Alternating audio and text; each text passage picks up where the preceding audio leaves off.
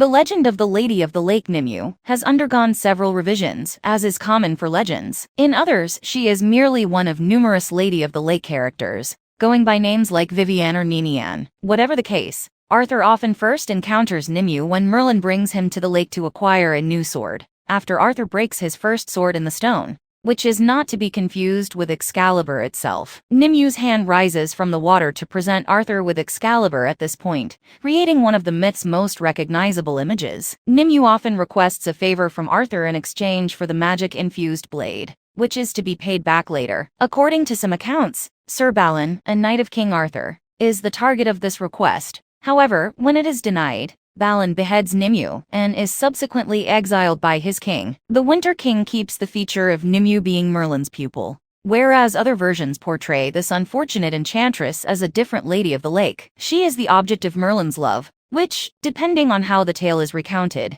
either results in her reciprocating his emotions for her, or leads her to discover his magical prowess. As a result, she becomes Arthur's new magician, and casts a spell that imprisons him for all eternity, in a cave, a tree, etc. After Arthur sustains a fatal wound during his final fight with Mordred, Nimue is one of those who transports him to Avalon, so that he might be buried or treated for his wounds. Nimue is a character in several Arthurian legends who raises Sir Lancelot in her underwater palace, beginning when he was a little child. Whether Nimue is a fairy, goddess, or human sorceress, she is always strongly associated with water in all tellings of the King Arthur narrative. Celtic legend, which highlighted the significance of water spirits as givers of life, is said to have served as the basis for the Lady of the Lake. Coventina, a goddess of wells and springs with roots in Roman mythology, is likely the model for Nimue. People gave offerings to magical beings at this time, such as money, swords, and other items, on the theory that the water from wells and rivers came from magical beings. Given that Britain entered the so-called Dark Ages and the myth's inspiration,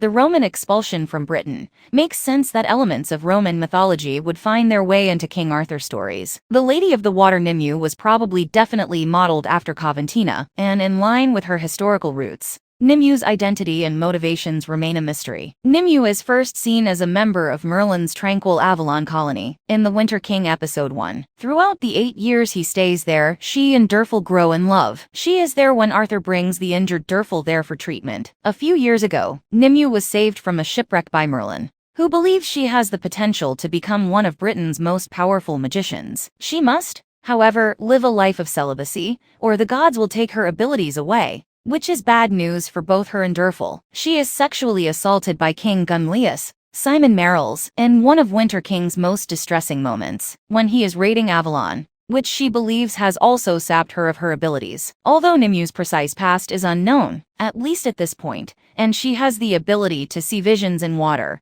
the series' Nimue is a far more human character than a water nymph. She and Arthur, Ian de Seastaker, grow separated after he forbids her from killing the kidnapped Gunlius, and her need for vengeance is likely what will propel her tale for the remainder of Season 1.